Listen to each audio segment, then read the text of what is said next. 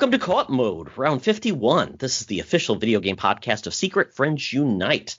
I'm your host, Todd Oxtra, and tonight I am joined by a very special guest. But before I introduce him, I just want to say I want to send out thoughts and prayers to my co-host, Mark. He had a death in the family and could not be on the show tonight. So we are thinking about you, Mark, and you take your time and come back when you are ready.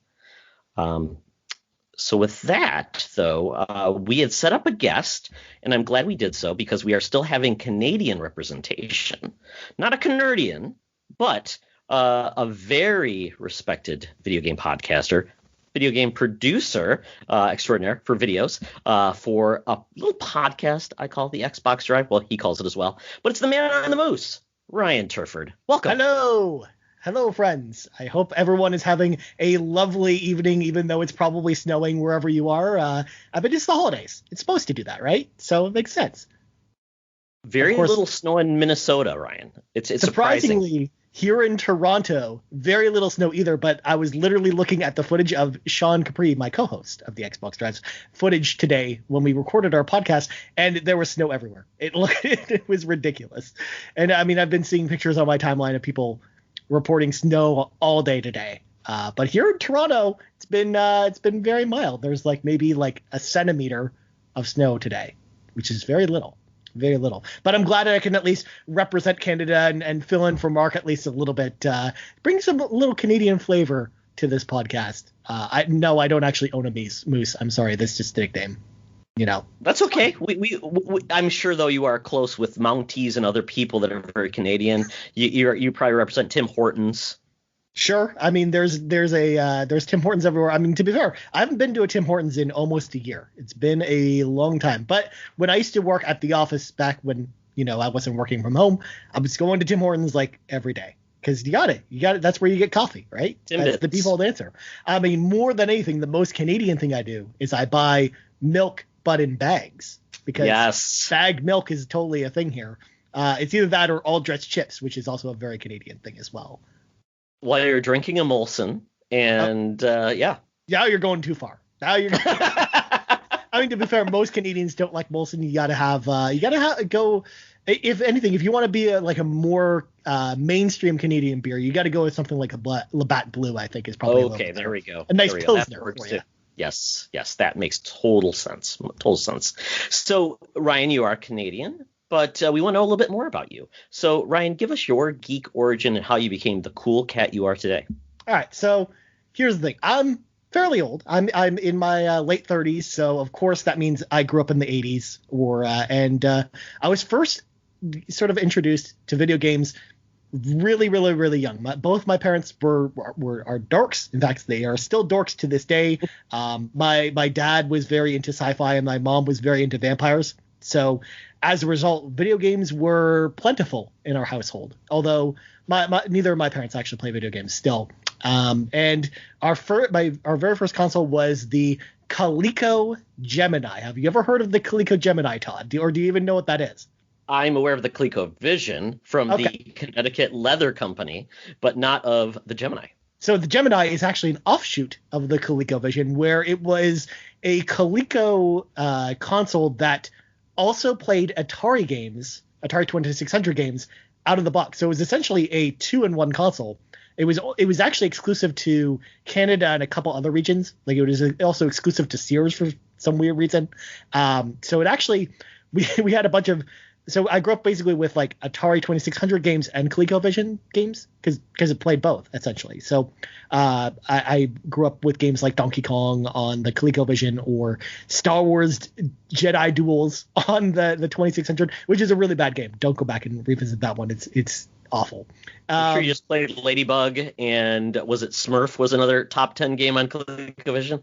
Yeah, we didn't have too many of the ColecoVision games. It was mostly 2600 games because there weren't too many good ones, right? So, but then that was when I was very young. Those were my first memories of playing Star Wars with my mom and having a good time. And it wasn't really until I got my NES with the Mario Brothers Duck Hunt 2 pack that I know a lot of people in your audience probably had as kids that I really got into video games. I basically played Super Mario Brothers and Duck Hunt like nonstop to the point where my mom was like, okay, you need to play another game. So I'm going to go to the store and get you the whatever game I think looks coolest to me. So she came home with Castlevania 1 and 2 at the same time because she loves vampires. So it just makes sense. Like it's like Spooky Castle and everything like that. And I fell in love with that. And it really wasn't until Super Metroid came along, which again is going much farther into the future, where I realized, hey, video games are something that's always going to be a constant in my life. I think that it's something that's always going to be part of my life no matter what happens. Because I'd been around video games at that point for long enough to kind of know that they would always kind of be there as one of my favorite things to do in my free time, or even it's just always been my passion ever since then. And even in high school and being an adult, like I used to I was telling Sean Capri this on previous episodes of the Xbox Drive, but I used to be like an esports gamer on PC back before esports actually existed really in full force, where playing like Star Wars Jedi Knight or StarCraft competitively, going to a whole bunch of tournaments and playing for money and stuff. And those were the good old days back when that was very low key. And of course I retired at the ripe age of 25, just like every esports player does. And now I just play games for fun or for content. I mean, again, I love making content. I've always, my other passion besides video games is creating content. I mean, that's what I do at my day job, and that's what I love doing when I'm not at work. So I actually really love just making content about video games more than anything. Combining my two passions together is pretty awesome. So that's what led to me being a nerd today. It's always been video games though that's really gotten me into it. I mean, I always grew up with like sci-fi movies and fantasy movies because my parents love that stuff, and it definitely got me into the nerd spirit, as one would say. That's fantastic. So yeah, I'm going to veer a little bit because sure, you always talk about video games. What is your favorite franchise outside of video games? Okay, so my favorite franchise outside of video games, honestly, is probably the Alien franchise, because even though it's been terrible, or I should say hit and miss, I should say. Some entries are good, some entries are bad. But I was obsessed with not just the Alien movies, but Alien comic books, Alien novels, the figures. Like everything about the Alien franchise has always been very special to me, which in a way it kind of makes sense when you think about my video game tastes, because my favorite video game of all time is Super Metroid, and the Metroid series as a whole has been so like influenced by the Alien franchise that it kind of makes sense that my two favorite things from two different mediums would just go hand in hand. So yeah, I mean the Alien franchise is up there. Otherwise I watch a lot of anime. So I love the Dragon Ball franchise in particular. I love Sailor Moon, which is a weird choice, but I don't know. There's something about magical girls that's very interesting. I don't know. But those are some of my favorite franchises. But outside of video games, I'd say those are probably my top three. But I'm less of a franchise person when it comes to stuff outside of video games. Like I don't really watch a lot of long running TV shows. If it's a TV show, for example, that's like 13 or 26 episodes and then it ends, or like more of a miniseries, for example, that's more the type of thing I'm into. Likewise with movies, for example, I'm not really into like long running series for that reason as well. Like I kind of love short, concise stories. I've always kind of been like that, which is why I don't really have a ton of franchises that really resonate with me. In fact, it was hard even coming up with those three in particular. But wow. But yeah, I mean, that's just the type of person I always am. That's one of the reasons why I like anime in particular as well, because like anime, a lot of series are set up that way, where they're 13 or 26 episodes, and then you're at the end of the series and that's over, and they don't come back for a second season. Or if they do, it's an offshoot or something completely different. And that's kind of how I feel about video games too, where a lot of the video games I like are not long running series. I mean, I do like some games that are like that, but I don't like stories that are stretched out over time. That's just kind of how I feel about it. Pretty cool. Well, I'm not sure if you heard, but there's going to potentially be an Aliens TV series. I saw out. that. It's not potential. They announced it. Oh, really? So I wasn't 100% sure if that was real or not. Yeah, it's. I think it's coming to Hulu, I think Disney was saying. But yeah, it got announced along with all those other Star Wars Millions and Marvel TV shows. Yes. Yeah. I am psyched for that. Because I think that's a concept that I think could really work. It just depends on how they're gonna how they're going to approach it. I'm interested to see how they're going to do that. But especially when they did, I think they did some Alien short films last year from a bunch of different independent filmmakers. Each one was about 7 minutes and told like a really interesting story from start to finish. And those were all really well done.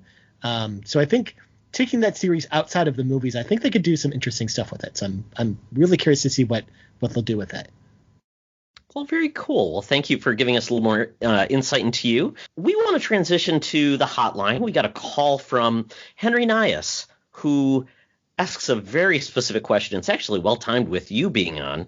This is Henry Nias. I want to know, what is the best 5 games on the Game Pass? And that's a hard question, because I was just telling Ryan, I just looked. And now with some of the additions that have been just added, there are over 355 games for console if you have Ultimate and you play on cloud. I think all of the cloud games are included within console, so there's nothing exclusive to cloud. But there are some exclusives to PC, some exclusives to console. But 355 games, that's amazing. Yeah. There's way too many. So I don't know how we're going to come up with 5. I mean, we might have to not even do some overlapping. We'll see. I mean, we could go a number of different ways with this. Absolutely. And Henry is a young boy, so mature content might not be the ones we would go after, but those are obviously things that we would be appreciative of. But, there's just so much in regards to family friendly, action and arcade, especially with additions with EA Play. So just go ahead and give me your first pick. All right, my first pick. Now, again, I'm going to, because knowing the listener that's going up here, I will say I'll give 5 family choices. And my first one is actually a very recent addition to Game Pass, and that is Yooka-Laylee and the Impossible Lair. This is actually from Playtonic Studios. It's a 2D action platformer, and it basically continues the Yooka-Laylee franchise, but I was never really into the first game. But what I really love about this game is it plays very similarly to another series that I really like, which is the Donkey Kong Country games over on the Super Nintendo, where you basically do a lot of rolling, and the platforming just feels very tight and fluid. The level design is really well done, and honestly, this is a great family-friendly game. But I mean, honestly, even if you wanted to play it by yourself, it's still a super fun time. Like, I'm so glad that this game is part of Game Pass now, because I know a lot of people missed it when it came out last year, but I know both myself and Sean over at the Xbox Drive, this is one of our favorite games from last year, and in already a pretty packed year of games. And Yooka-Laylee and the Impossible Lair, if you like 2D platforming games, you should not miss it. This game is incredible, and I definitely recommend it. So I'm going to throw Yooka-Laylee up there as my number 5. What about you, Todd? Oh my goodness, so many choices. One that was just recently added, and I don't know how appropriate it is, but Skyrim. Wow, that was just added, the special edition. One of the things I'm still heartburned on, my 360 saves are still trapped on my 360 because Bethesda decided they were going to cash in and make a version that was upgraded, but the saves now transfer. But I adore that game. It includes all the expansions, so much content, and it's a game that the side quests are almost as fun as the main. It's fantastic. My son loved it. He's 15, but he played it when he was 12. But yeah, I would put that as probably one of my top picks. Very nice. Next for me, I would say, I got to throw a driving game on here, and obviously the choice, you got to go with Forza Horizon 4, one of the best racing games of all time. This, of course, is from Playground Games, and it's got a ton of content. You basically drive around Britain in cool cars. Of course, you can just totally tune the game based on your preferences. So you could either make it as realistic or arcadey as you want it to be. You can drive through people's fences if you want to, and just have a great time just driving around. But it's actually what makes it special is it really feels kind of like a car RPG. You don't have like car stats like an RPG is. So you don't, but the way that you progress through the game feels like an RPG, and I love the Forza Horizon games in particular. I'm less of a fan of the motorsports games, even though I love Gran Turismo, which is also like a realistic sim series like the motorsport games. But Forza Horizon 4, that game's really special. And normally I would say Forza Horizon 3, but it's not on Game Pass, so I can't actually recommend that one because that's my favorite Horizon specific game. But Forza Horizon 4 will take the silver trophy as the second place winner of the race between those two games. So that is my number 4. And it does not include the Lego content, correct? That's all extras that you buy, right? You do have to buy that separately, unfortunately. Okay. But the Lego content's great. So if you actually really like what you play, I mean, you get the DLC at a discount for being a Game Pass member. So it is definitely a good route to go if you are playing the game and you're enjoying it. The DLC is not too expensive, and it's definitely worth it. It adds a lot of content, and the Lego cars are just super cool. Absolutely. My pick would be Ori and the Will of the Wisps. Ooh. I did not care for the first Ori for some reason. Something didn't click. I don't know. Maybe the save points, or there was something about it I just didn't. I never finished it. I went back to it, and it just still didn't click. But Ori and the Will of the Wisps is fantastic. My only gripe was at the time it had a lot of bugs. I played it on Xbox One S, and it wasn't fine-tuned yet. Now I know they have upgraded it. It is actually up to 6K, I think, on Series X. Mm-hmm. And it is a fantastic game. And that's a game where you do not have to have played the first. It adds to it in regards to the storytelling. But that is such a perfect Metroidvania-style game that my son and I both played it and we loved it. Very nice. Yeah, that would be one that I would definitely put on my list. And I think that's also a must play, especially if you like Metroidvania games. Like, you got to play Ori and the Will of the Wisps. But for the sake of keeping our list and kind of giving Henry the most bang for his buck, I'm going to not put it on my list. And instead, I'm going to talk about an EA game that actually just came to the service. And I'm going to start with Star Wars Jedi Fallen Order. Of course, this is a Star Wars game where you play as Cal Kestis, who's a Jedi survivor of Order 66. I think that's what it is. It's Star Wars. It doesn't make any sense. But basically, he's trying to regain all of his Force powers so he can try and help some of his friends kind of rebuild the Jedi Order. And it takes place between Star Wars 3 and 4. And it's just a fantastic game from top to bottom. It respects your time because it's not too short and it's not too long. It's got the right pace, I think, and it's got a lot of exploration and a lot of content packed in.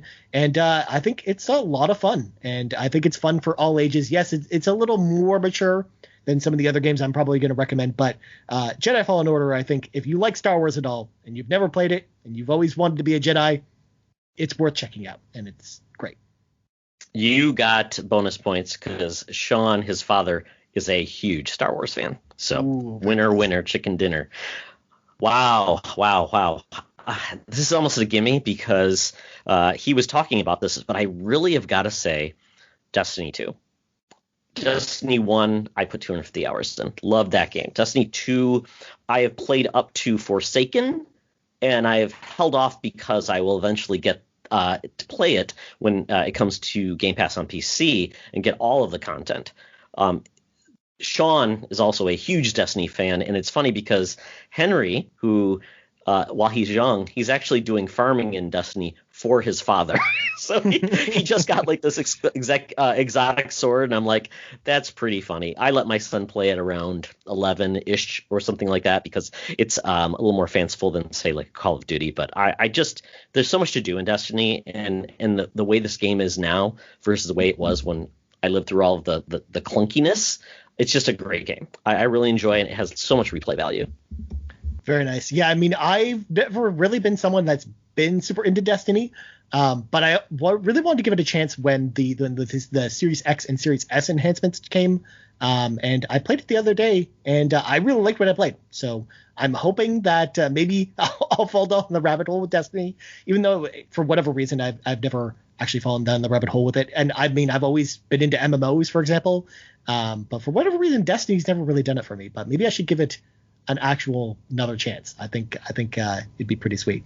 Well, my next one, I'm gonna go old school and give you an old RPG that is on Game Pass. In fact, it's not just one RPG; it's a collection of RPGs in one nifty little bundle, and that is Kingdom Hearts HD 1.5 and 2.5. Holy cow! I forgot that was on there. Yeah. Well, actually, fun fact. All of the Kingdom Hearts games are on Game Pass up to Kingdom Hearts 3. So you can play the entire saga of Kingdom Hearts games, which is literally like 12 games. included in like the three packages in there. That's right. That would have the did they have like the DS and GBA games as well? And the PSP games. And Wow.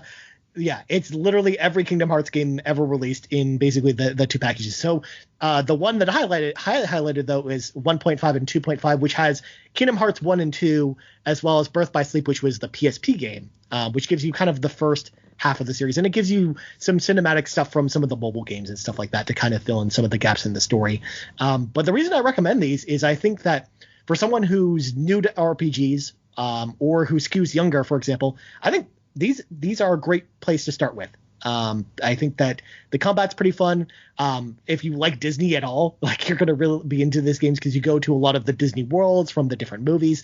Yes, obviously since these are older games, they'll be from some of the older Disney movies or some of the ones that came out around when the games were coming out in the mid 2000s. Like you go to the Nightmare Before Christmas or Hercules or The Little Mermaid, like all of those worlds. And you get to interact with a lot of the characters that you grew up with from watching Disney movies. And I think it's a fantastic choice for someone who wants to get into RPGs, but also just wants a ton of gameplay to pull it out here. And I was also thinking of maybe putting something like Final Fantasy 12 on this list, or one of the other Final Fantasy games. But I think if you're going to play one RPG on Game Pass right now, it's got to be Kingdom Hearts 1.5 and 2.5 if you've never played them.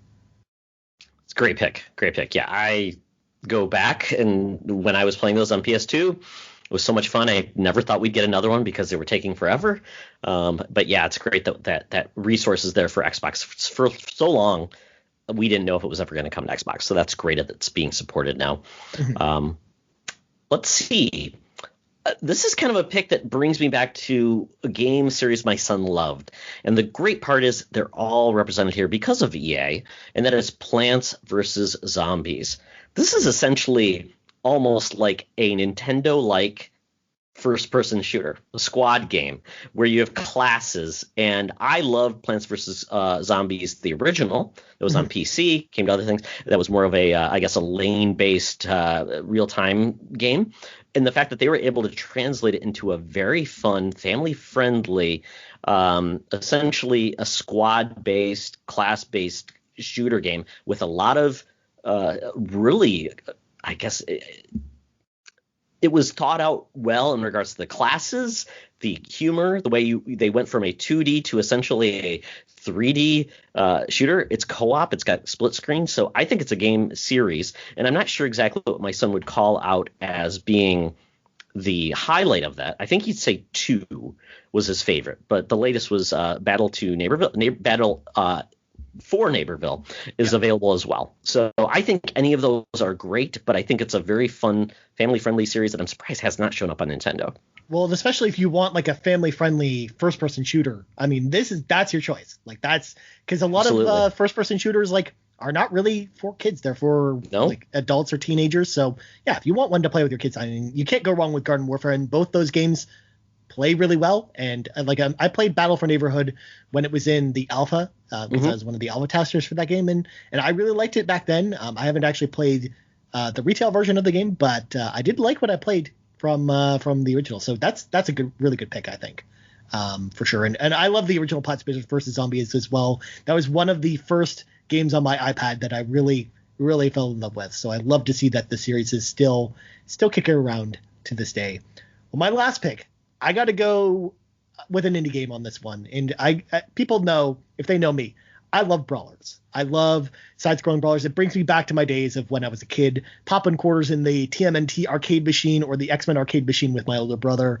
And I know that they're a ton of fun to debate, especially if you're playing with a family. Like if you've got a older or younger brother or sister, or if you've got your parents and you want something to play together. The choice I'm going to throw out there is River City Girls. This is from Way Forward. This continues the River City Ransom series from the NES, but in a very cute, like anime-esque style 2D brawler. And I think it's a fantastic game with incredible music from Megan McDuffie, who does some really awesome synth music, but there's also some great vocal tracks in there. There's some great animation as well. And River City Girls was a game I fell in love with, and it was one of my favorite games of 2019. It was a game I was definitely not expecting to love because I was never really into the River City Ransom games, like the Kunio-kun series, growing up. But this one, for whatever reason, like WayForward knocked it out of the park with this game. I cannot recommend it enough if you like sprawlers. Also, you can throw Streets of Rage 4 in there as well, which I think is also a fantastic game. But if you want one that your parent and your kid can play together, River City Girls. Check it out. Great pick. I played it on the Switch. It was a lot of fun. Just love that art style. That's by WayForward, right? Yep. Man, that's that company. It seems like there's nothing they can do. They so just good. they do so many different things. Well, I'm going to complement what you had with a similar style game that adds an element of platforming to it, and that is Guacamelee 2. Ooh, I love that series so much. I just love how inventive they are, the sense of humor, the aesthetics, and the combat that allows you to platform is just a breath of fresh air. I love it, but it does get very difficult at times. Yeah. I struggled with the last boss in the first game. In the second game, they definitely added on to that, which is great. And I believe that game is co-op as well. So it's something that, once again, you can play with it, and it's definitely family friendly. And it's just a joy to play. Drinkbox is an excellent studio. The best part about that game is that it represents my hometown, Toronto, where I live. In fact, Drinkbox is literally like down the street from my apartment. So Fantastic. there you go. Gotta have Guacamelee 2. That's a really good one as well. I keep forgetting that game's on Game Pass. I know. They keep adding, and I think literally there's always typically 2 or 3 major releases. Like there's waves every month, right? Mm-hmm. Yeah, we always talk about them. We always go through the Game Pass games on the Xbox Drive, and I still sometimes get lost a little bit, because especially now that they've got the Android releases in there too. Like you look at the drop, it's like, oh, there's like 15 new games on Game Pass this month, but a lot of those are games coming to Android for the first time. But yeah, I think we got a pretty solid list of games for Henry to check out here, Todd. I think we did good. I think so. Like we said, I think we swayed away from too adult, and I think this helps. And he has stuff to look forward when he gets older. We'll have a second list of recommendations when he's a little bit older. Yeah, for sure. And I mean, to be fair, there's no real wrong answer. I mean, there are some wrong answers, but there's so many great games on Game Pass, and it just astounds me that there are so many games available to anyone who signs up and subscribes to Game Pass, regardless of if you're on console or PC. I know the PC offerings are a little bit less than the console offerings, but it's just such a great value for Game Pass, and I love just the accessibility of giving the option of so many games to so many people. I love to see it, especially if someone's really into video games. Like that, Game Pass might be all that they need. They might not have to buy another game ever again. Like that, they could just play Game Pass all the time. In fact, I know people that do that. Absolutely. And at this point, Xbox All Access allows you to essentially, with a monthly payment, you get a system plus Game Pass, and you're essentially good to go. And you can budget out your costs for however how many years. And eventually, I think there's even an upgrade program that's involved with that, which is great. And I always tell people there are always deals on Game Pass. If you can look, it stacks, I think, up to 3 years. It does, yeah. Yeah. So I only know that because Donnie Reese over at the Xbox Empire has been sitting on like codes, and he keeps having to wait until his like 3 years are up before he can redeem more codes. Oh no! He's got just codes just sitting there because he just buys so many of them. And I hope they don't expire. I don't believe they expire. They don't. No. Okay, the promotional ones expire, like if you get one inside a box. But but none of the ones you buy, they're like gift certificates. They don't expire. Excellent. Well, now, instead of talking about games we recommend, we're going to talk about games we've been playing. And Ryan, the first game you and I both been playing, but we've been playing on different platforms. So go ahead and tell us your thoughts on CyberPunk. Okay, this is going to be an interesting conversation. So first of all, we've both been playing CyberPunk on 2 very different platforms. I've been playing on PlayStation 4 Pro. The reason I've been playing on PlayStation 4 Pro is that I had forgotten that I had pre-purchased the game after E3 2019, back before I even joined the Xbox Drive, because at the time I was actually buying kind of my third-party games on like alternating platforms. Like I'd buy some for PlayStation and some for Xbox, because I didn't like the idea of just spending all my time on one platform. And I remember racking my brain over like, why did I pre-order this game? I remember I had some gift certificate money, and it was after E3 of 2019. And I was like, hey, maybe I just should order CyberPunk with this money, because this just to get it out of the way. I mean, what could possibly go wrong with nothing? CyberPunk? Nothing. It'll be out in 6 months. You'll get the game. You'll play it. Yep. And then it came out a year and a half later, and it was a buggy mess. It barely runs on PS4 Pro. At least it runs a little bit better than the base PS4. But you're looking at 30 frames per second or less in a lot of scenarios, especially in the combat. Like if you go into a room with a ton of enemies and you've got the motion blur, like all the effects turn on, like motion blur and some of the other cinematic effects, like you're running at sub 20 frames per second during combat. It's not a good version of the game. I will say though that the game itself, Cyberpunk, I think is a fantastic game as far as the story is concerned. I love the story in Cyberpunk. Like, it's really intriguing. Like, especially when you get to Act 2 in particular, like it really gets going in such an unexpected way that I wasn't really expecting to go down. I love the city of Night City. I think it's super interesting, as well as the visual look of the game is really nice. But man, the bugs have been killing any interest I have in that game. Whether it's when I'm trying to sneak up on an enemy, I'm right behind them, and then I go to grab them, but then they disappear, and then when they reappear, they're shooting me in the face and alerting all their friends to come shoot me. Oh, wow. Or me falling through the geometry and having to reset the game only to find that my save has been deleted, and I lose like an hour's worth of progress because I have to reload a past save. And then when it does that, it forgets all my options because it resets all the options back to default, which means I have to go in and invert all the controls again and disable a whole bunch of stuff and set up my HDR again, which, as you can imagine, is a bit of a pain. So it's probably one of my most disappointing games of the year. In fact, it probably is my most disappointing game of 2020, because I know that there's a Game of the Year caliber game in Cyberpunk 2020 or 2077, and the console version of the game is not it. Like, it really needs a lot of work, and I know CD Projekt Red has said that they're going to be working on it. There's going to be a major patch in January or February, but my honest recommendation for anyone who hasn't jumped into it yet, I mean, who hasn't maybe checked out some of the news stories about this, is just wait until the next gen version of this game is ready, and then most of the bugs and issues should be ironed out by then, and I think you're going to get a worthwhile experience. I don't think it's a good idea to spoil yourself on the game now, because I do think it's going to be really great, unless you're playing on PC like Todd here, because I know I can imagine that you probably have a much different tale to tell when it comes to Cyberpunk. What do you think about this game, Todd? Well, funny story, Ryan. So I just got a new gaming PC laptop, or a gaming PC laptop. I love it. It's got the RTX 2070 in it. I'm really enjoying 240 megahertz screen. Great. But I like playing on a big screen. So I previously had a 29-inch ultra widescreen monitor. And guess what happened? Right when I got the game, the monitor died, and that was what I used for work and everything. Yeah, I'm like, this is because I don't want to play on a 15-inch screen. It's just not my way to play. So I got a great recommendation. Lee Alexander Navarro, you guys know him from Extra Life.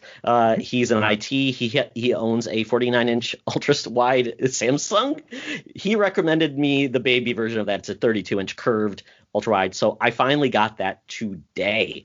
So I have kind of held off playing a lot of Cyberpunk because I want really that great experience. I want HDR because the monitor has it. So I've really only got past, and this is going to sound really lame, but past the training sequence, if you remember where that was. Yeah. Very early on. So literally I've had one mission, and I will tell you what I loved what it did at the very beginning is it essentially does a weird fast forward that I wasn't expecting. I've never seen a game do that before. It's almost like the outtakes of a season of a TV show we didn't get to watch, and I love it. It's so much fun. It caught me by surprise too, because I'm like, wait, what's going on? Am I not playing right now? What am I watching? Because you don't really see that very often in games before, and I thought that was really cool. I think one surprise is when the character creation menu. Be careful, folks. If you have children in the room, depending on which gender, well, any gender you select, they surprise you right away with just basically saying, "Hey, look, I'm nude, Mom." Yep, pretty much. And it's something that I've been warning people that, because for example, when Sean was like, "Hey, maybe I should stream Cyberpunk," I'm like, get past the character creator first. Don't stream if you're going to play this game at all. Don't make sure to get past the character creator first, because you don't want your stream to see that. And I know lots of streamers who didn't know that ahead of time and got their streams flagged for that reason. Appropriate content. Yes. Yeah, exactly. Yeah, you basically get to choose every bit and piece of your character. Did you play as male, female? I played as female, but to be fair, I play as female in every game that it gives you the option to. Okay. That's just always been my thing. I don't know. I like playing as girls in games, and so I played as a female in Cyberpunk. But it does give you a lot of options as well, because I mean, you can play a transgendered person if you'd like as well. So you can basically tailor the character to be whatever character you like to be, and I love that they gave you that flexibility with the character creator.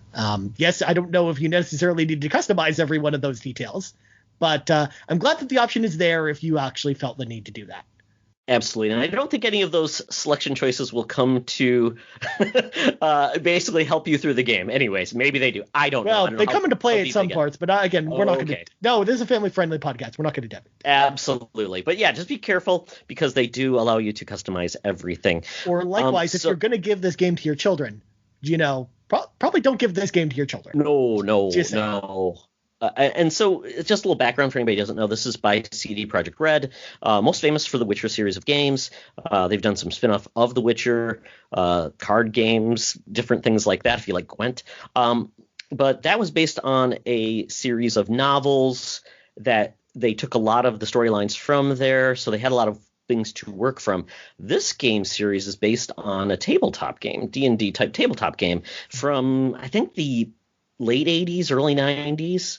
I think it would make sense also when you think about the way that the timeline in Cyberpunk actually works, because it shows you some events later on and talks about them from like 2013, and it's like a way more futuristic than what we had in 2013. That's for sure. Yeah, and it's kind of different because that's obviously a tabletop game is you make all the stories. The world is there for you, but really essentially there's no canon except for like the way the world works, but in regards to like storylines and things like that. And I've never played the actual tabletop game, but I'm not aware of like if these factions that you basically choose a I don't call it class, but basically where you come from and your class tier in this. I'm not sure if that's part of it or not. So this is going to be an interesting thing, because part of the reason why I loved The Witcher is because some of those stories are so wonderful, but a lot of those are all of the details in the novel that are inspiring it. With this, and like I said, I haven't gotten very far. And how far are you, Ryan? I'm about 20 hours into it, but I've actually uninstalled it at this point because I am waiting for. Just because I don't want to. At this point, I've kind of lost motivation to finish the game until the next version's out. So. Yeah, and that's probably.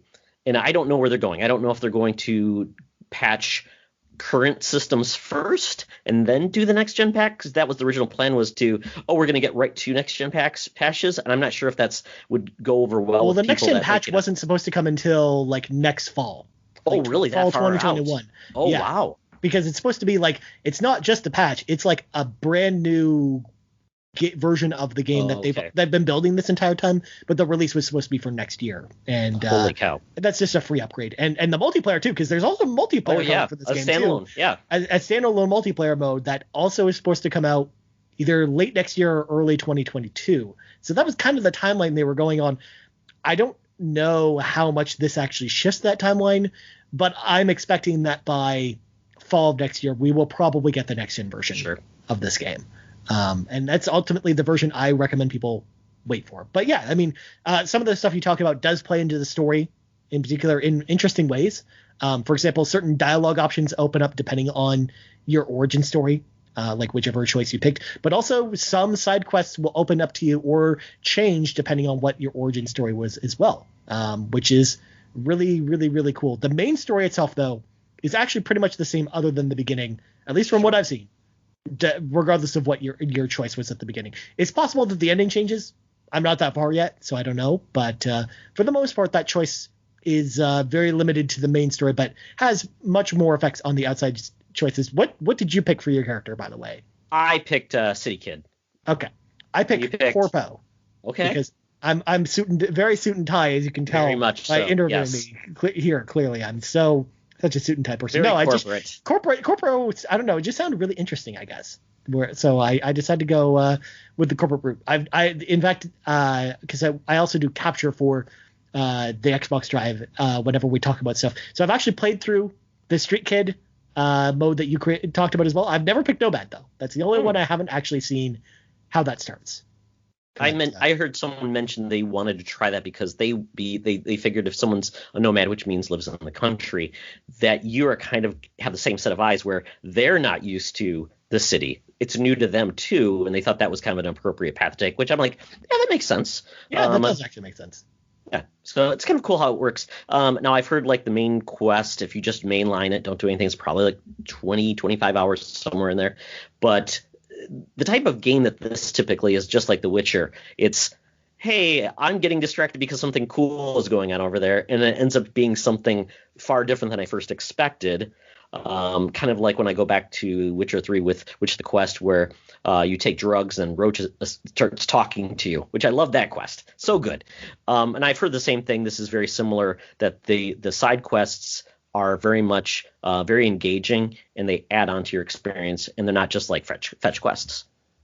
Yeah, I mean, to be fair, I haven't touched the side quests in this game, so I am hoping that they are as in depth as the ones in The Witcher were, because some of the side quests were almost better than some of the stuff in the main quest. But I just never got a chance to do that because I was trying to finish the game as quickly as possible because of the state the game is in.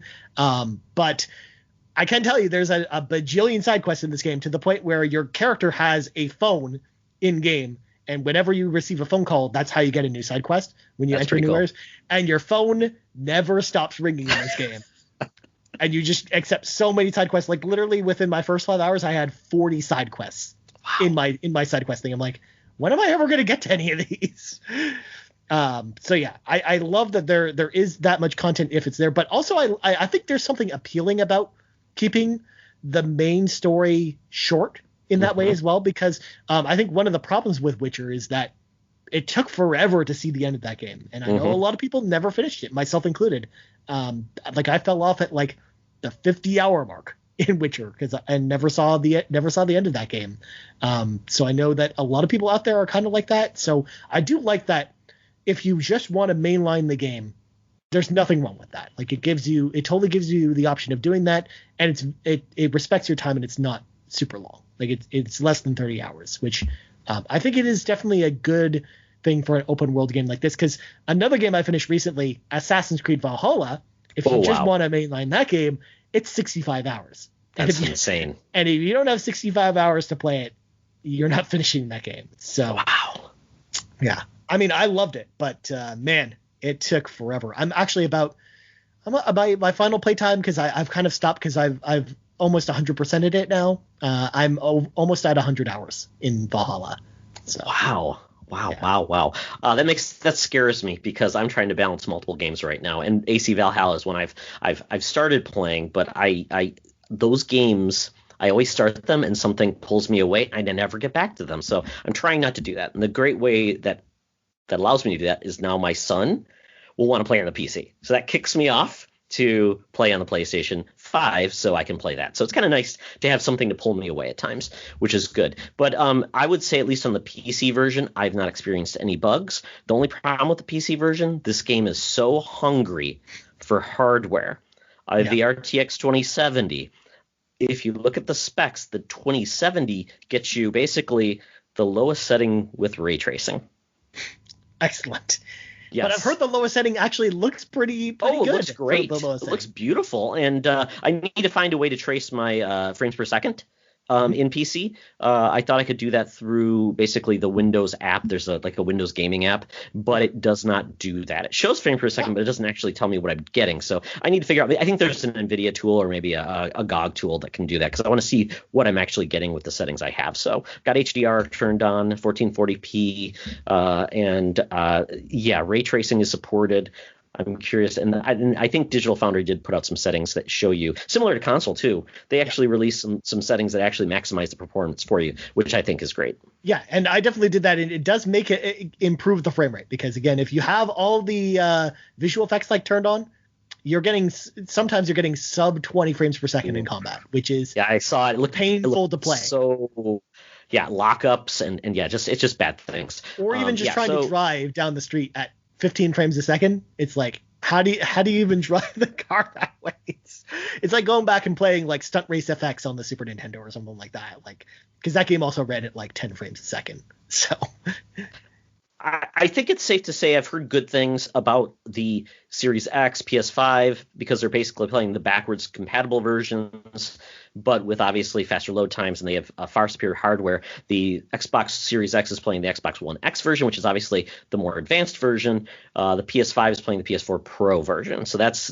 considered the top of the console versions. But if you have a launch PS4, PS4 Slim, Xbox One S, I would say, to Ryan's point, wait until you probably have a better system, or wait for those patches. Yeah, I mean, at the very least, I would say don't play it any earlier than February if you haven't already. That's when the final large patch to fix things is supposed to come out. Because again, it's not just frame rates too. Again, it's a whole bunch of bugs that or corrupted saves. I talked to a couple of other content creators who lost about 15 hours of game time in this game because of corrupted saves.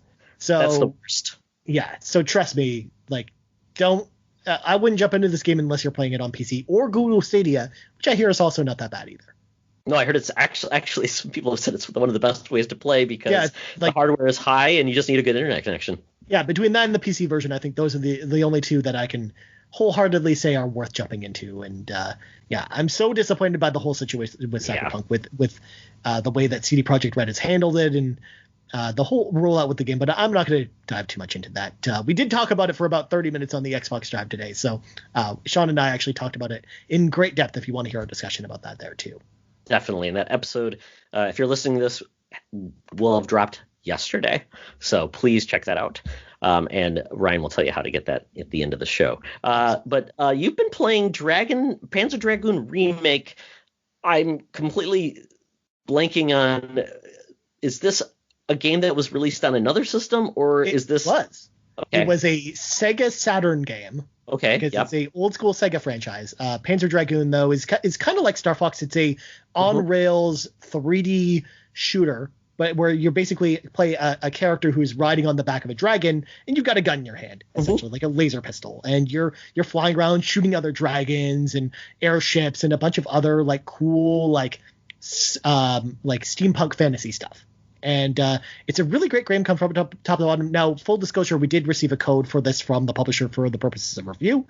And this game is actually available on other consoles as well. It's been out on Switch for almost a year now, and it's been on PS4 for a while, but it just came to Xbox this week. So if you have an Xbox, you can definitely check it out now. And I really like Panzer Dragoon Remake. I've played a lot of the games from the Panzer Dragoon series, because it's a long-running series. They had 3 games on the Saturn. They had Panzer Dragoon 1 and 2, which are very similar, and then Panzer Dragoon Saga, which is essentially a RPG, almost like Final Fantasy VII, like it's a turn-based RPG. And then they had Panzer Dragoon Orta on the original Xbox, which, by the way, if you are new to the series at all, and you and again, if you like games like Star Fox, Panzer Dragoon Orta is the one to check out, because number 1, it's very cheap. Number 2, it's backwards compatible on Xbox One and Series X. Number 3, it got Series X and One X enhancements, so it runs in 4K and it looks like a brand new game. Oh, that's perfect. Yeah, it's fantastic. And again, the way I always describe the series, it's essentially Star Fox but better, and more mature. So definitely the story doesn't make any sense, but that's my only complaint with it. It runs at a smooth 60 frames per second. All the enemies are really interesting. It's got some fantastic music, and I think that Panzer Dragoon Remake Does a good job of remaking the original. Mind you, I haven't played the original game. I do only own the second game on Saturn, because if anyone knows anything about collecting games on the Saturn, it's very expensive. So I have a very limited Sega Saturn collection. It really is only 3 games. It's that and Marvel Superheroes and one other game. So for the most part, yeah, I think it's a good pickup, especially if you have never checked out the series, regardless of what platform you're on, because it's also on Switch and PS4 as well. Oh, very cool. Very, very cool. I'm glad to see games get a second life, and obviously you do that on the basically the extra mile. That's the bonus show you do, where you relook at games, and both you and I share a passion for like licensed games for some reason. I love all of the Evil Dead games and the Buffy games. Yes. Nice. Yeah, I mean, I love those games as well. Yeah, I mean, we'll probably be talking about it because we're currently doing a series called The Crossroads, which is taking a look at my favorite 50 games of the original Xbox, and some of those games may come up. You never know. I mean, we just talked about James Bond on the show this week with I love that. with From Russia with Love. That game's so great. And then the Lord of the Rings, The Two Towers, and Return of the King the week before. So yeah, lots of good old licensed games. But yeah, I mean, I'm someone that splits my time between 50% modern games and 50% retro games. Like I play a ton of retro games, and yeah, like I love seeing old classics in a new light. And it was cool to see Panzer Dragoon come back, because again, it's a game that's very inaccessible to people. Especially, again, it's a Saturn game, so it's hard for people to play games on Saturn nowadays. So. Oh, absolutely. And it's a system, basically, I don't think it's ever been really truly emulated very well. And quite honestly, I don't know if we're ever going to get Sega to make a micro console or something like that. They'd be able to put like 10 games on it. So. Absolutely. Yeah. Love it. Well, myself, I finally finished Miles Morales. My son played it first, loved it. I tried to avoid spoilers when he played. I went back and forth on this game, playing it performance and on visual quality mode, whatever you want to call it, on the PS5. And I absolutely love this game. I love this more than Spider-Man on PS4. What they've done with Miles, the storyline, it was a more compressed game. I think it took me about 12 hours to play, but it was no fluff. It was all pure gaming. I mean, there were some side missions you could do, and I did a couple of those just to get some extra doohickeys, upgrade myself. That was kind of fun. And you had some training modes you could do. But if you stuck with the main story, you were in for a wild ride. I really enjoyed it. Some of the characters they introduced were fantastic. I couldn't be happier with the game. I know some people say it's short for $50, but I truly don't gauge a game by its length. I gauge a game by how much I enjoyed it. And I would say this one was high up there, because I played lots of games that don't value your time. They're full of filler, and I feel empty with those games at times. So I'm very happy with this game. Did you try it? You can definitely tell that's like our old school like mindset coming into play as well, because we played lots of games growing up that were half an hour long or an hour long. Like you can beat the original Castlevania in half an hour, but the gameplay is so good that absolutely it's absolutely worth playing it. And it doesn't, the short length doesn't devalue it. And I also look at the other side of the spectrum with a game like Alien Isolation, one of my favorite games of the decade, but what keeps it from being like in my top 3 favorite games of the 2010s is the paddedness of the game, where essentially that game is like 5 to 10 hours longer than it ever needed to be, and there's a whole bunch of extra sections of the game that just didn't need to be there. But it's one of the best horror games I've ever played, so I think that that the gameplay outweighs that. But again, it can, like you said, it goes in the opposite direction. Miles Morales, I didn't ever finish the original Spider-Man at all, mainly because superheroes aren't really my thing for whatever reason. So I was interested in playing it when I get a PS5, because I'm still one of those people that is looking for a PS5 that does not have one yet and can't find one anywhere, because I actually had one ordered that was actually canceled. Oh no. Like it was canceled a week before the console came out. So I was never actually able to get a hold of one. But I'm kind of waiting for my PS5 before I give Spider-Man another chance, because I want to play the remastered version first and then play Miles Morales. But yeah, it's good to hear that game's awesome. And yeah, like for me, I actually kind of like the idea of it being a shorter game for sure. A game that's on the opposite spectrum. I won't go too long on this, but AC Valhalla. Ryan, just to let you know, I am still in Scandinavian countries at this point. I have not moved on. I know. So I don't even know how far I'm in, if I've just been dilly-dallying because I'm going to all these places and getting used to the map system. I'm like, what's that gold thing? Let me check it out. So I'm enjoying it quite a bit. Now I understand truly why a Viking is in a stealth game to a certain extent, but I don't have the background with some of the characters that were involved, but I really like it. I like the game. Although I will say this, it's funny, you talk about playing as a female character. The voice of the female character in this game, it's almost like she's Christian Bale-ing it, like with the Batman voice at times. Yeah. I do think that more often than not with the Assassin's Creed games, usually they get better female voice actors than the male voice actors. But Valhalla is one of the times where I will say I think the male Eivor actually provides the better voice of the two. And I think my clothing, I was thinking another point to this, I think my clothing is doused with gasoline because I keep erupting into flames. I like get close to a candle. I'm like, why am I on fire all of a sudden? Well, it's just an Assassin's Creed game for you. They're all like that. Yeah.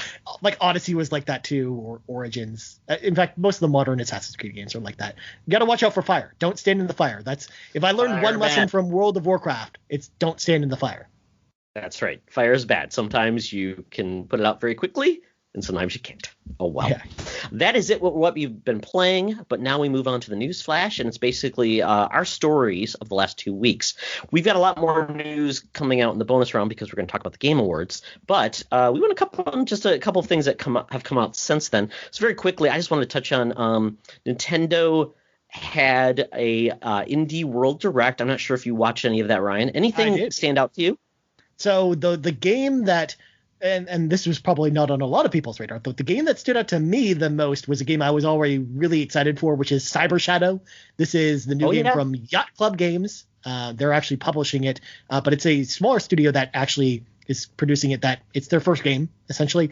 It's a side-scrolling ninja-like combat game that looks very similar to something like Ninja Gaiden, and I am here for that. Let me tell you what, because if there's one thing that is a Ryan Turford game, it is a side-scrolling 2D action-adventure game with ninjas in it. So I'm actually super excited that that's coming out very soon because they announced it like a year and a half to 2 years ago. It's been a long time since they announced Cyber Shadow.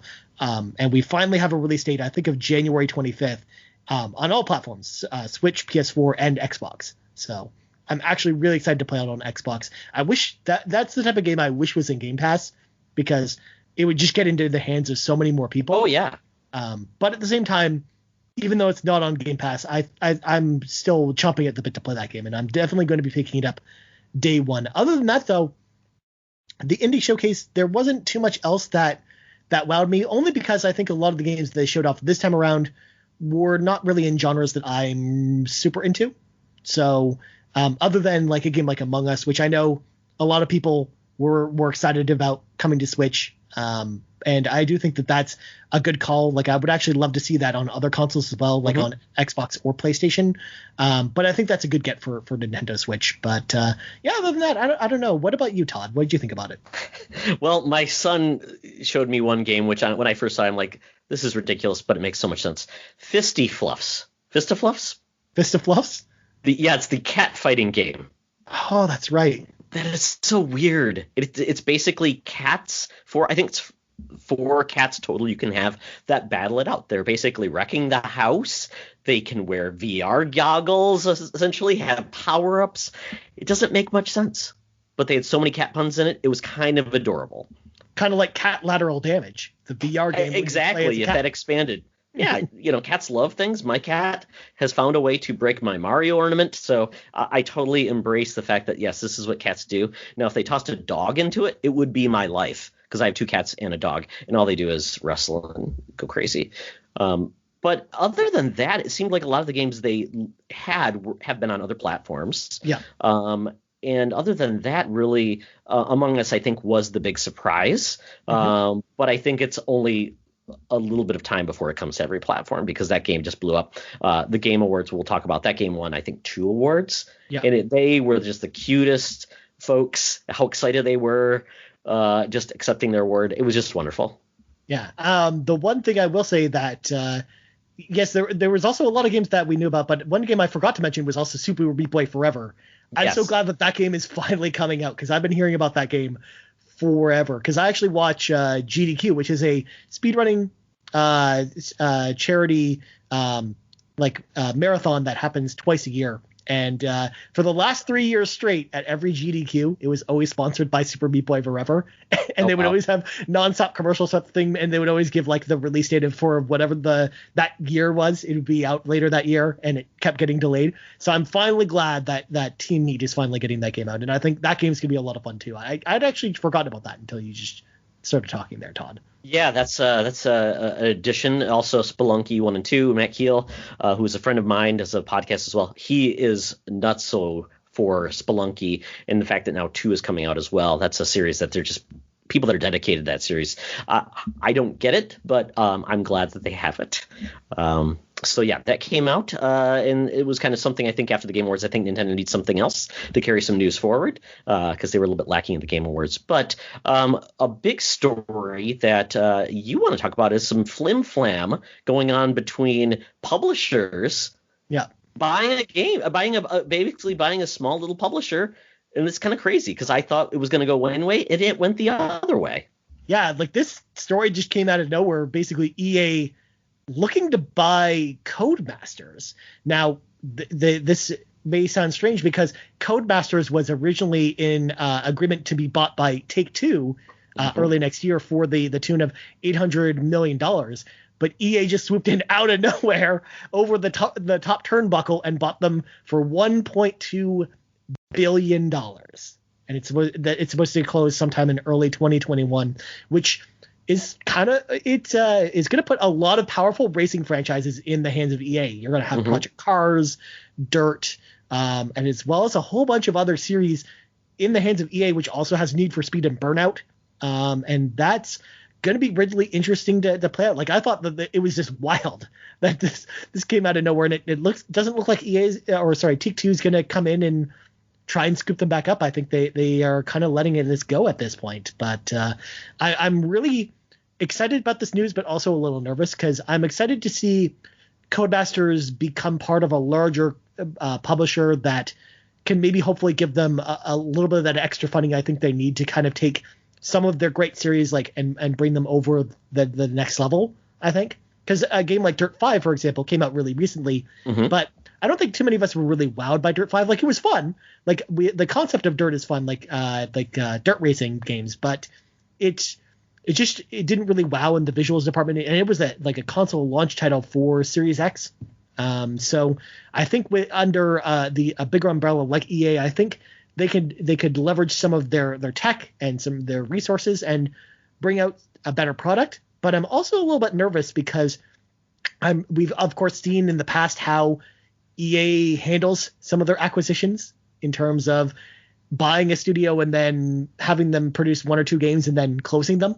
So I'm really hoping that that's not what happens with Codemasters. I hope that they really give them a chance to shine, because Codemasters has been putting in excellent work for a number of years now. And honestly, I really hope that they get the chance that they deserve to really shine with EA. So that's what I wanted to say about that. Also, it's hilarious to think about too, because Codemasters is the company that invented Game Genie, and EA essentially owns Game Genie now because they own Codemasters. So maybe that was the secret tech all along. They just wanted to bring back Game Genie and do something with it. I guess you need your cheat codes for your modern games. Absolutely. You know, I want to know how I can put super deformed wheels on my car. Yeah, exactly. Or get big head mode in NBA 2K21. You got to enable it through. That would be Game perfect. Genie. Make flaming basketballs. We've been. It's interesting though, with all of these franchises, and EA's not exactly done right by a lot of their existing racing franchises. People want a new Burnout Paradise. They want, or a new Burnout at least. Criterion's kind of just floundering and been given make a Need for Speed game. So I'm just curious, now they've got all of these other licenses. I just don't know if they have the focus. EA seems so unfocused at times. That's why I'm hoping they've at least learned a little bit from some of their past experiences. And I mean, we've seen that with some of their other acquisitions, like Respawn, for example. They kind of just let Respawn do their own thing. Yeah. And it's been great so far. So if they take kind of the Respawn approach to Codemasters, then I think it could be the beginning of a beautiful friendship between the two companies. But I mean, we'll see about that one. Only time will tell. We'll know probably in a few years what the true outcome of this acquisition is. But yeah, I thought that was really interesting in a kind of a slower news week, I think, other than the Game Absolutely. Awards. Yeah, you don't get a lot of big publisher acquisitions like that lately. We literally got two this year, though, with that. Oh, that's true. And that's Microsoft true. with Bethesda, but that was it, though. That is true. That is true. I guess I forgot about those big announcements. The year's been kind of crazy. Another announcement that kind of I'm going to put two stories together. I think iOS. I think people have finally figured out how to get game streaming on iOS. And that's essentially, I think they call it GameKit apps or something like that, where they basically use the web browser within iOS to basically create an app. And we've got that with Stadia coming out, because Stadia has tried to do workarounds with, I think Stadium was the app that they had on iOS that was kind of removed.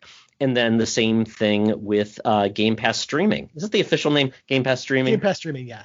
It's no longer xCloud. Which is the coolest name in the world. It was cooler. So with this, Ryan, and I don't know if you've dealt with other like web-based apps, do you think this is the best solution out of a really no-win situation? I mean, it's probably the best solution they could come up with for the platform they have to work with. I mean, here's the thing, though. I don't actually own any iOS devices. I'm all Android. Like, I have an Android tablet and an Android phone. So I don't actually have iOS devices, so I can't really speak too much to this, because a lot of times on Android, they're all baked within the app itself. We don't really see too many web browser apps on Android, because it doesn't seem like the platform really needs it, unfortunately. So I can't speak too much to performance, and I wonder if you're going to see a little bit of a hit with Game Pass on iOS, but ultimately it was this or nothing. So I think that they're probably doing the best that they can.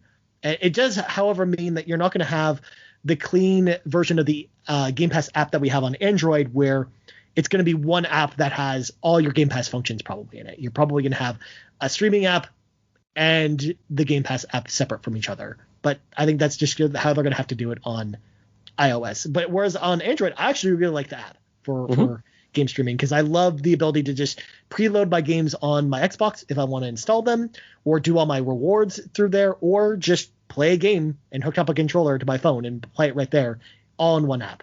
And I think that's one of the downsides of it going to iOS. But also part of this announcement too is that we're also getting Game Pass on PC, which I think is probably more exciting than it coming to iOS more than yeah. But that's only because I don't have an iOS device, so I don't know. And I'm assuming that's going to just go through the Xbox app that's on PC, right? Yeah, that's what it sounds like it's going to be. Yeah, that's which perfect. is also going to be browser based though, apparently. Really?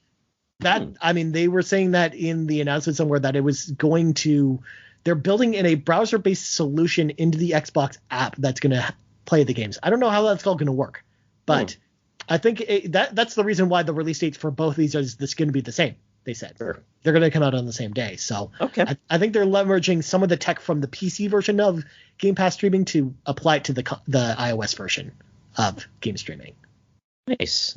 Yeah, and it's funny because I was complaining to Mark because I was all on Android. My wife was in iOS. My son's on Android. And we made the decision, because I've owned Samsung phones, and I'm not a huge fan of Samsung. I really wanted to go to stripped down Android, but there was a deal on iPhone SEs. And I'm like, I switched at the wrong time. Yep. Because I'm like, I have nothing there. But I was able to use an old OnePlus 3 phone and use it there, and it works flawlessly. Unfortunately, my old Lenovo Android tablet, it could not run. It's just, for some reason, something was just not kosher. So, but yeah, I've enjoyed playing it on the OnePlus 3, but I'm more excited to have it on a device I actually use all the time. Yeah, I mean, that'd certainly be nice for a lot of other people. I know Sean. We talk about this all the time, because he actually his whole household is all iOS, except for I think his wife may have one Android phone, like an older Android phone, lying around somewhere. But yeah, I mean I'm glad that finally more people are getting a chance to access the service, because I think that when everything kind of goes back to normal outside, I think it's going to be a service that a lot of people are going to really enjoy having on their commute or going out somewhere. Like, I'm just personally not using it all that much right now, or it's not exciting to me because I'm not going anywhere. No. But I mean, if I was going to work every day, like riding the subway or walking around and stuff, like you bet your bottom dollar I'd be using that versus using my Switch on my computer. Oh yeah. Yeah, because it's another device you don't have to worry about. It's one less thing you have to charge, one less thing you have to pull out of your bag, and yeah, I totally get it. Makes total sense. So yeah, this is exciting news for everybody. It brings more value to the Game Pass that you already subscribe to. Obviously, you need Ultimate for streaming, but that is quite the value. And right now, I think you can get Ultimate $1 for 3 months. So not bad, not a bad buy. Get on that if you don't have Game Pass. Yes, and if you need the secret code on how to get more, like I gave my friend, there's definitely a lot of ways to do that on the cheap with the old Xbox Live Gold. So with that, we go to some news that was not too pleasant to my ears.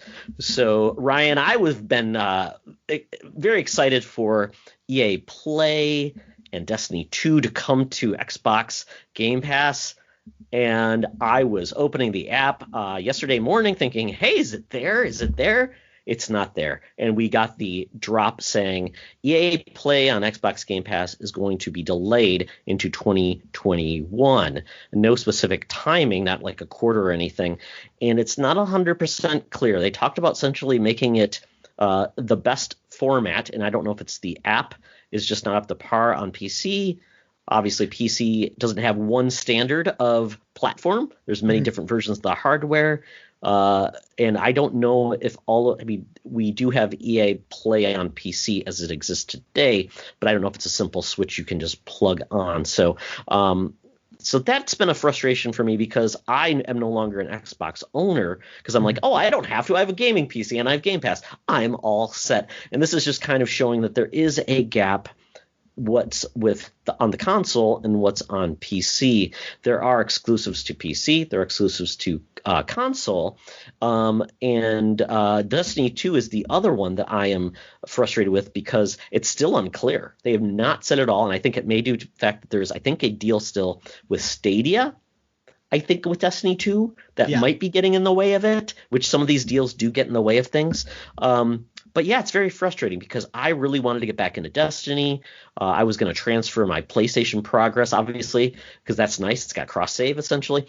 And I was so excited because I really want to get back into Destiny, and it's not there yet. So, and it's funny because I think I don't know if I've asked you, your podcast, I typically send you guys questions, but I'm curious if there really needs to be some more focus for Microsoft on PC.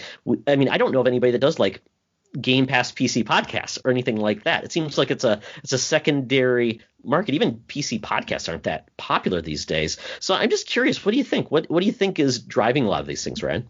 So first of all, with the EA thing, that was just very bizarre. Like it was supposed to be out like yesterday morning, and then we got the announcement yesterday morning that it wasn't coming until next year for whatever reason. I think with that situation, that reads more to me like there was a last-minute licensing issue with one of the games in EA Play. So I'm suspecting that that's probably the problem with it, and less so much of a trying to get it to work with the Xbox app. I'm guessing it was probably ready to go, but there was probably some licensing with one of the random games that happens to be in EA Play that might not be totally owned by EA, or maybe there was a licensed track in it, like a music's track or something like that's causing that to happen.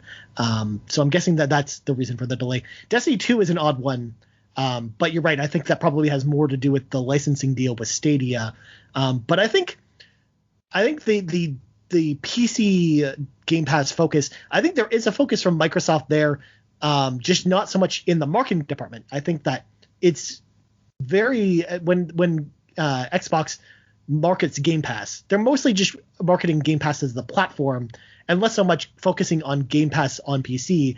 And all the advertisements, for example, that I see for Game Pass are, hey, by the way, if you subscribe to Game Pass Ultimate, you'll get Game Pass on all these places, and it shows a picture of a computer and an Xbox in the picture. But it's not really expressively talking about Game Pass on PC and some of the benefits on that. They just are assuming that you're going to subscribe to Ultimate and then you'll have Game Pass everywhere. I think that's more their focus than one particular console, because for a while it was just even when the Game Pass for PC first launched, the focus always was on marketing the console version of Game Pass. But now I feel like the shift is the marketing focus is really just shifted to just marketing Game Pass Ultimate just in a general sense. rather than marketing a particular platform, one or the other. But as far as PC support, though, I've got to say, just looking over the PC Game Pass store today, I think it actually is getting really good support. Yes, there are certain moments like this that unfortunately kind of bum us out a little bit as far as support here, but you got lots of games that are on Game Pass for PC that we don't have on consoles, that are exclusive to the service.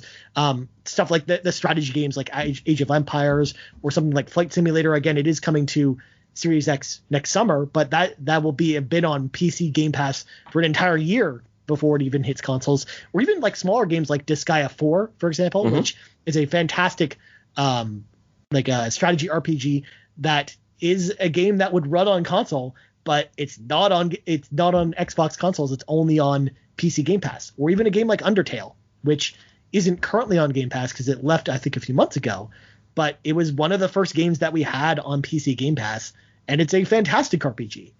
So I think that it kind of goes both ways. And yes, I don't think that you see too much of a focus from Microsoft to promote the PC version of Game Pass, but I do think that they are doing a solid job with the service. Although, again, this is coming from someone that doesn't play a lot of games currently on PC, so maybe I'm a little bit ignorant to what's going on really with Game Pass for PC.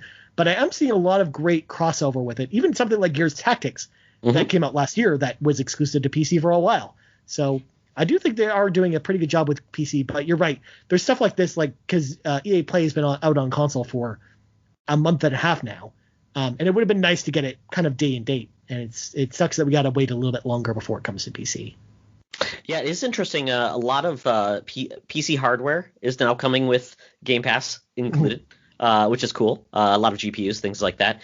And I'm curious to see what they do, because I think one of the areas that will see growth is from PC. It's kind of an untapped market. I mean, the amount of people that are PC gamers, it seems like that is just – there's a lot of passion right now for it, which is great, because we know on console – I mean, Xbox had 50 million, I think, Xbox Ones out in the marketplace. So if they really want to grow Game Pass, it's going to take a while to continue to grow that marketplace, especially with, Series X is hard to find, Series S is hard to find. So PC is a great market to tap. So I would like to see some more excitement, maybe like, Larry Herb and Major Nelson start talking about some more PC-centric things. That'd be great. And maybe I have to start a Game Pass PC podcast. Who knows? Someone's got to do it, right? Someone's got to be the Donnie Reese of Game Pass for PC. I think so. So I will definitely take that on because I'm all in. So with that, we move to the bonus round, Ryan. Game Awards happened. You guys live streamed it. Very exciting. That was a long show. Yes, it was. We were both just like, come on, what is it going to end already? It was 3.5 hours, which is, usual Game Awards length, I guess. But if you include the pre-show, it was actually like 4 hours long. Oh, yeah. And but we had a fun live stream. Like, it was fun watching the Game Awards, even if, again, it really lost its luster kind of after the first hour of the show. Like, especially because most of the big announcements this year surprisingly were within the first half an hour of the show. Absolutely. And the pre-show. We did get some exciting announcements throughout the show, but it was definitely the first two in particular were the two biggest ones, which is kind of crazy. Also, before we get into the Game Awards, I should throw this out there for full disclosure for your listeners. Of course, my day job is at a place that actually voted for the Game Awards, and I actually got to be part of the voting process along with kind of our panel of people. We had 3 different people vote on it for our organization, and we actually got to submit both our nominees and the winners. Very cool. That is so awesome. That is neat. And that was our first part year of the academy. It's like being part of the academy. So it was our first year actually getting to do that. So it was actually an honor being actually able to help out with that process, because obviously I've been watching the Game Awards for years and kind of picking my own Game of the Year winners, but I've never actually gotten to be a part of a professional process like this. So it was actually cool to go through the whole thing, because we would have debates over specific categories and specific games and what games we wanted to include for nominees and some of the winners. So obviously, if there's any of the awards that you disagree with, you can say it's Ryan's fault if you want to. Although obviously there were some games, for example, that didn't get nominated that we definitely fought for example, like Ori being one of them, that didn't get nominated for too many awards, but we definitely fought for it for a lot of categories. Unfortunately, it didn't make it. But yeah, so it was cool to be part of that process. But obviously, I want to throw that out there for transparency's sake before we get into talking about the show and stuff like that. So everyone knew the facts before we went. Big Game Awards, Ryan. There you are. Bought and sold by Jeff Keighley. Yep. I'll take my Jeff Keighley check right now, even though we didn't actually get any Jeff Keighley checks, and then go about my business from there. Yeah, I think the biggest surprise of this year, no Kojima. Announcements. That was kind of my prediction that I thought he was going to be involved with maybe a project, but no, not at all. I mean, to be fair, he was teasing announcements last night of the 5 years of Kojima Productions with a whole bunch of announcements, and the announcements were literally, "Hey, we've got new T-shirts in our store." But he was making it sound like there's just going to be some huge thing, and he was pulling Kojima. Also, funny thing about Kojima is that he appeared not in the Game Awards this year, but in Cyberpunk 2077. So crazy. That is so crazy. Because he's in that game. Total sense. Total sense. It's very silly. Yeah, so I really don't want to. We talked about the Game Awards, kind of like the categories and things like that. But in regards to the Game Awards, were there any surprise winners or anything that you just really leaped out you in regards to the winners? I mean, out of the winners, I would say that the most surprising thing was how many awards The Last of Us Part 2 got. Because, yes. I think that I already knew going into it The Last of Us 2 was going to win a lot of awards, but I didn't think it was going to win as many as it was going to win. I mean, I know that when we were voting, we didn't vote for The Last of Us 2 for everything. There are some things we voted for The Last of Us 2 Part 2 for, but not everything. And I was actually kind of surprised that it won almost every single award it was nominated for. I think the only thing it didn't win was, I think it was Best Music, was the one category it was nominated for and it didn't win. Because that went to a different game. But not The Last of Us Part 2. So, yeah, that was out of all the things that happened as far as the awards themselves, that was the one that surprised me the most. Because Sean and I did like a predictions video before we went into the Game Awards. And honestly, out of the awards that we kind of picked out of who would win, who we thought should win, most of them kind of lined up with what actually was voted for. Sure. Also, like a category like Best Game Direction, that one really surprised me for the Game Awards being The Last of Us Part 2, with everything that happened with the stories from Naughty Dog last year. But at the same time, most of the stuff was pretty rudimentary. Obviously, we knew Animal Crossing was going to win Best Family. Mm-hmm. We knew that Best Performance was going to be either Ashley Johnson or Lori Bailey, and I mean, thankfully the correct winner which was Laura Bailey. And for the most part, yeah, it kind of played out how I thought it would. But what did you think about the overall awards? Was there anything that really stuck out to you, Todd? I wasn't surprised. I mean, they had a couple of, and I think one of my biggest concerns was I really hope they fix eventually how they do the cadence of awards and how they present them, so they have a little more room to breathe in between the announcements. Because I think it felt like, wow, I think they did all of the esports awards in one breath. The funny part was Stephen A. Smith doing the esports award, which I'm like, oh wow, he's gonna murder some of those names. But you know what? That was perfect though. Like, Stephen A. Smith, I think is the type of person you want for the esports awards, because they're sports, and if you want a guy in the knows sports, you got Stephen A. Smith right there. Absolutely. I was thinking one of the big surprises was Best RPG winner. My son is probably one of the biggest Persona 5 fans in the world. He played both Persona 5 and Royale. For some reason, he's not too excited about Strikers. But I think he will get excited when he actually kind of hears it's kind of like a canon sequel in a sense. So I think he'll like that. He even likes the anime. But I was surprised that did not win Final Fantasy VII Remake. Although even Persona 5 Royale and Remake, they're both kind of like versions of similar games, but obviously Final Fantasy VII is a remake in many ways other than just the fact that it looks better. Well, it's not so much that. I think that what it came down to, and I know this definitely came up when we were debating between winners for that category, was I think Persona 5, the problem with Persona 5 Royal is that it's very similar to the base game. Yes, there is new content throughout the story, but in a lot of ways it's so similar to the original product that it's hard to tell them apart, especially if you look at it from a very like wide market. And you have to also think about the people that are voting for these awards too, because not everyone's put the 100 hours it takes to get to the end of Persona 5 Royal when you actually get to see a lot of that new stuff like really change the story. versus a game like Final Fantasy VII Remake.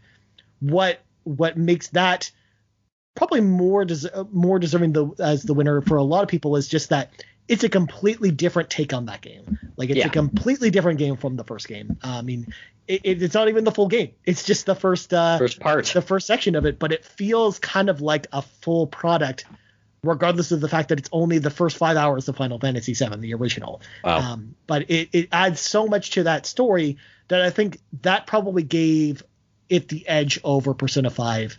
Even though I really was pulling for Persona 5 Royal, like that was my personal pick of those games. But I think when you have to evaluate it from a critical eye, I think that's the point a lot of people were looking at it at. I think that's a fair take. I really do. Plus, I guess recency is a thing as well, because I think most people, the excitement of Persona 5 was a few years ago. Royal was the I would say the hardcore fans. I'm not sure if many more people discovered Persona 5 with Royale. Maybe they did. But yeah, with Final Fantasy VII Remake, that was a game, once again, storied past. Never thought this thing was going to come out. Finally did.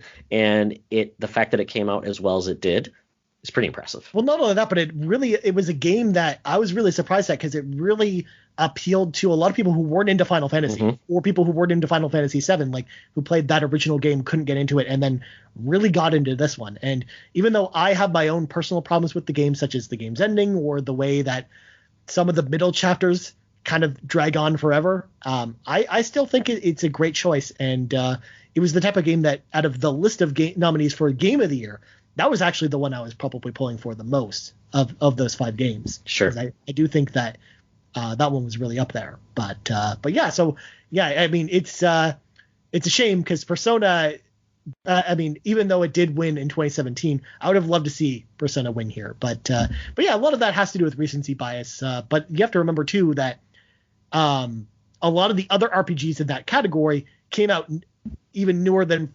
Absolutely. Fantasy. Like Yakuza, for example, came out kind of when we were nominating games for the Game Awards, and then Wasteland, which came out only a couple months ago. So I do think that it plays into it a little bit, but it's not the end all be all factor, I think, when it comes to some of this stuff.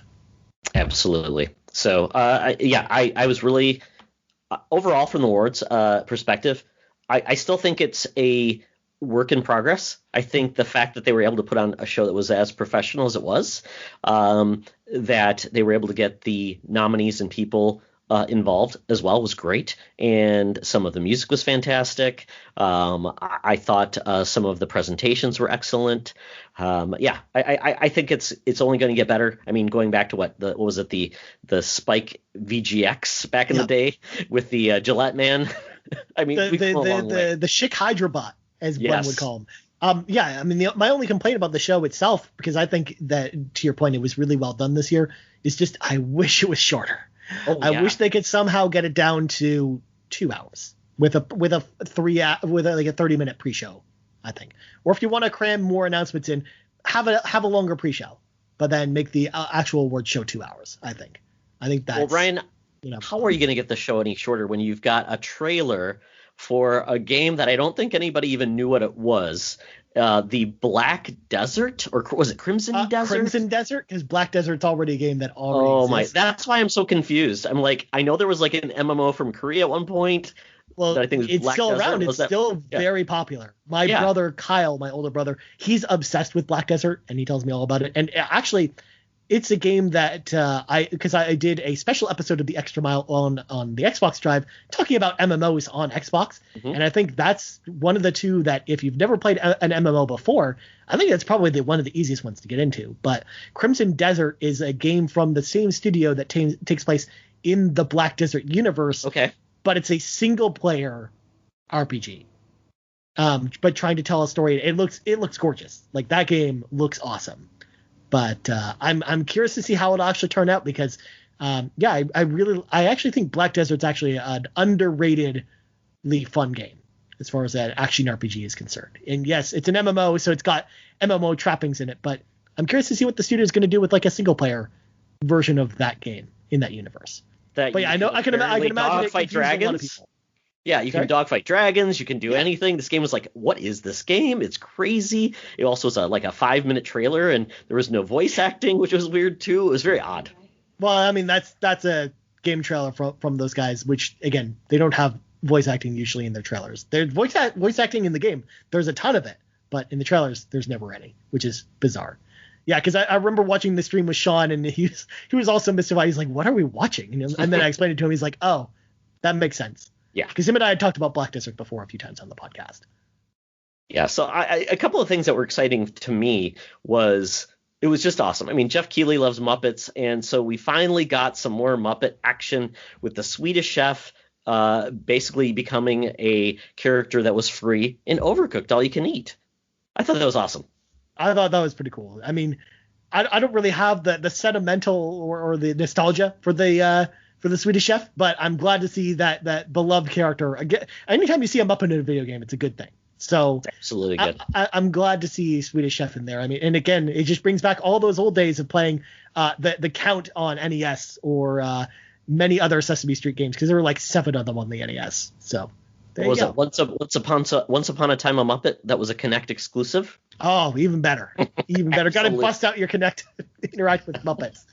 It's trapped on that camera. I just thought it was hilarious though that they actually, because they always have Muppets on the award shows, but then they finally had an announcement actually tied into a Muppet this year. I thought that was pretty clever. Yes, very good. I love the Swedish Chef. But some real announcements, though. I mean, I think what you said, the big things that they announced really at the very beginning of the show, one of the first things was a new Smash character. Yep. Sephiroth, we just talked about Final Fantasy VII, an iconic villain, iconic music, the second Final Fantasy character coming to Smash. I am not the biggest Smash fan. My son is excited about it. He has the Smash Pass. I think this is pretty cool, and I think people are excited that Final Fantasy VII will get more content within Smash Brothers. Yeah, actually, this announcement got me super hyped. I am so excited to see Sephiroth come to Smash. It's a character that I know people have been asking for forever, like back when they used to do the Smash Bowls. Like, Sephiroth actually was pretty high on the list, along with Cloud and Sora and other Square Enix characters. But I think that, of course, the one thing Smash needed is another sword user. So I'm glad that finally we have another sword user in Smash. But, I mean, to be fair, anyone who knows Sephiroth knows that he's not just a sword user. He's a ton of magic attacks. So I'm really interested to see how that character is going to play out in the actual game. But more than anything, Todd, the thing I'm most excited about for that announcement is we're getting a Sephiroth amiibo, which is going to go awesome on my shelf with my 2 Cloud amiibos, because I got one for each of the costumes. So yeah, I'm more excited for that than anything. But this is the type of thing that will actually get me, Ryan Turford, to reinstall Smash Brothers, which I probably wouldn't have done for many other characters, I think. I think it's due out tomorrow. Well, I know the Sakurai presentation is tomorrow, but we don't know. Oh, that's we don't have a release date. They said December, right? But to be fair, most of the time when they do these Sakurai presents with the characters, it's usually either out that day or out by like the end of the week. Especially it's off on a Thursday, which is when the eShop updates. So I would imagine it will probably actually be tomorrow. But yeah, I'm interested to see the stage, because they showed it a little bit in the trailer, and it kind of looks like the crater that you fight Sephiroth in at the end of Final Fantasy VII. And it looked like you got the airship in the background and stuff from like Sid's airship. So I'm excited to see that stage and some of the music we might get, because maybe we'll get some of the music from Final Fantasy VII Remake, or some of the Crisis Core music, which is the PSP Final Fantasy VII offshoot, or just some other music from the original game. Like, I think all that stuff is super exciting, especially being a big Final Fantasy fan. And we probably will get some more Mii fighters, because they typically throw those in when they have new announcements as well. Yep. So then we can finally get sad over who's not going to make it in Smash. We got Red 7 or whatever, maybe. or even like characters like Travis Touchdown, which I know is still bums about that he's a Mii costume instead of actually being in the game. I'm just waiting for them to add a Geno costume so that we can stop asking for Geno in Smash Brothers. Absolutely. Then we got, we heard rumors. Fortnite's been on fire. Donald Muster's like, it's going to be the biggest news announcements in the world. And we got Master Chief being defrosted from a convenience store, Ryan. Yep. In Fortnite for the very first time. And what was cool about this announcement is now we have Kratos and Master Chief, 2 huge mascots from Sony and Microsoft in Fortnite. I mean, I don't play Fortnite at all, but this got me interested in actually reinstalling Fortnite. I haven't yet, but I might actually install it before they remove Master Chief as an option because it's a time thing. You can only have so much time to buy him. But I also love too that it's not just Master Chief either. They brought Blood Gulch in as one of the creative maps, which is sweet. So if you want to relive some memories of playing Blood Gulch, you can definitely do that. Although to be fair, we are playing that a lot because we do have a Saturday night Halo thing going on over at the Xbox Drive, and so we are actually playing lots of Blood Gulch lately. So it is almost kind of timely for us because we kind of have like a big Halo group going, and we have been playing a ton of it lately. But yeah, it's cool to see some of these other characters come to Fortnite. But I really now want to see who Nintendo is going to bring to this table if they bring anyone. They got to bring someone. It's got to be Samus, first of all. But also, I mean, even if it's not Samus, Nintendo's got to bring someone to this table. I think that was one of the things because Donald Mustard was on there, and he's like, oh, blah, blah, blah. And I'm like, oh, this is when it's going to come out. Of course, then what do we get? We get Daryl and Michonne from The Walking Dead brought in. I think that really hurt a lot of people's hearts because they're like, that's what it is? Yeah. But people like The Walking Dead, I guess. They do. Yeah. But it kind of was funny because I think people were expecting that Samus or some other announcement, but maybe it's going to be Star Fox. They teased it too with but right before the announcement, the tweet from the Fortnite Twitter account was literally, "Hey, look for an exciting announcement of a new bounty hunter coming to Smash Brothers." And in the GIF, it's the character whose name I'm blanking on from Fortnite flipping out of the portal the same way that Samus does in Metroid Prime, and I'm like, come on, man. It's not Samus? What if it's not Samus, why are you teasing me like this? Why are you breaking my heart like this? Samus, by the way, is my favorite video game character, so I'm hoping absolutely. Do you have the little Mother Brain or Metroid amiibo? I have all the Metroid amiibos, both from the Metroid Samus Returns lines, but also every single Smash one, including Ridley and Dark Samus. I also have multiple art prints of Samus adorning my walls in my apartment, and multiple Samus figures up on my shelf. So to say I like Metroid is a bit of an understatement. That was a silly question of me. Then we also go to something very exciting for Xbox fans. The initiative has been very secretive about what game they're going to make. It's their quadruple A game. And I saw this trailer about eco something, some type of jargon. I'm like, eco destruction and some exactly. Weird I'm like, stuff. And we are getting, I don't know where this lines up, but we are getting a new Perfect Dark game. So they actually released a developer interview after the Game Awards ended. It's like a 4-minute interview, so it's very short. And it's on the Xbox YouTube page if you want to check it out. And it's actually a reboot of the game. So it's not in the main story. It's a complete reboot of Perfect Dark, but under the vision of the initiative, which I think is probably the smartest move if you're going to reboot Perfect Dark, I think, because it's a franchise that is near and dear to some people's hearts. But I know a lot of people now, they've heard of Perfect Dark, but they've never played the original games.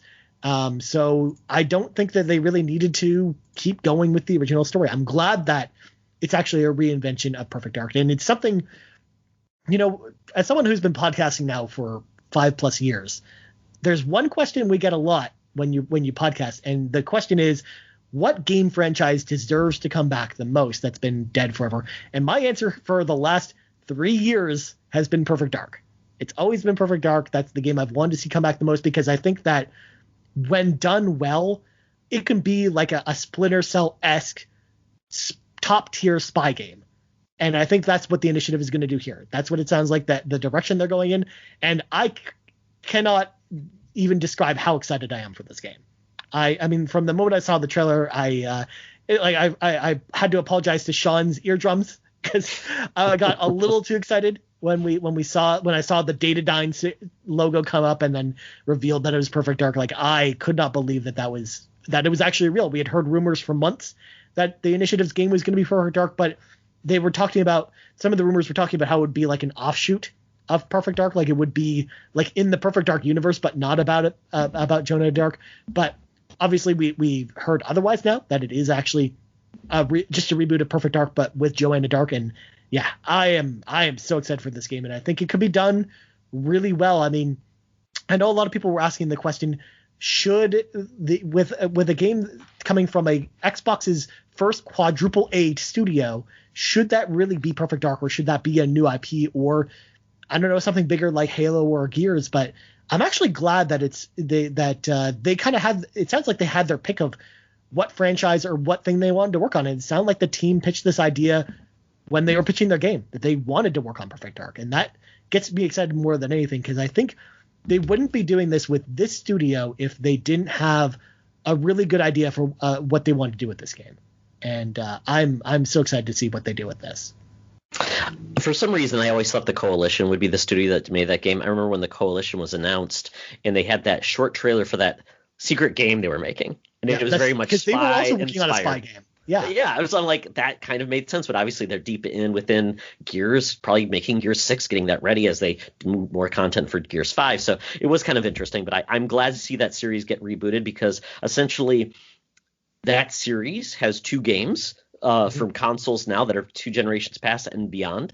You can play them on Rare Replay if you really want to, but I would say 2 is kind of a mixed bag, and 1 is beloved, but it's a really old game. So storytelling has come a long ways, technology has come a long ways, and just expectations of what studios can do is great. So I'd love to see what their take is.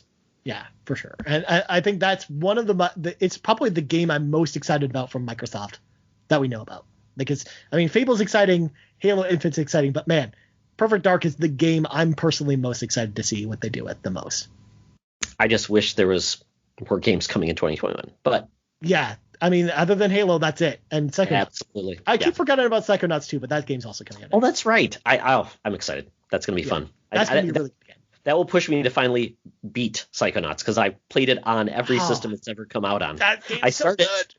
I know. I start it and I stop. I start it and I stop. Oh, well. I will get to it. Hopefully when we talk about it on the Crossroads, you'll actually be inspired to finish it then. I think so. It's Mark and I have also said Hellblade is another game I've started many times but never finished. But we said we would play that together once we get closer to the sequel coming out. So we've got a path towards finishing some of these games. And both those games are pretty short. Like Hellblade, you can finish that in like an afternoon if you wanted to. So absolutely.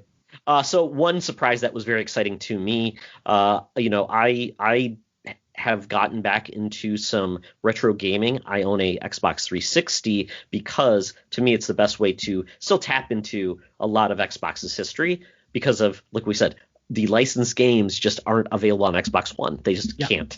So Xbox 360, though, I think largely most games are compatible or still work. You still have to dig for them. I think only one of the Lord of the Rings games is backwards compatible for some reason. Yeah, it's just Return of the King, but not the 2 hours. It's so weird. Well, also that you forgot about the Fellowship of the Ring, which also was on the original Xbox and is also not backwards compatible, but that game sucks. No one cares about that game. Yeah, exactly. So I have one of it's the based off Lord the of the Rings book. games. So. Yeah. So I love it. So I love that. But one of the game series that I love, I've been digging into some of these licensed games, and I really did not expect to see The Evil Dead return. Yeah. This is exciting. It looks like it's a 4-player co-op action game. Looks like it's going to be based more off of some of the characters that were in the Ash versus the Evil Dead series as well. And I love the Evil Dead games. I think I've got 2 on to play on my Xbox 360 that were on the Xbox One.